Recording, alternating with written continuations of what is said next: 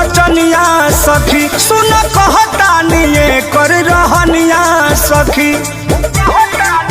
माई रे कहाँ जाई रे हमरा मिलल बा मरद नचनिया सखी सुन कहतानी कर रहनिया सखी। मुँह लागल बा एकरा बजरिया के मुँह लागल बा एकरा बजरिया के निक लागे ना फरवठा में हरिया के निक लागे ना फरवठा में हरिया के निक लागे ना फरवठा में हरिया के।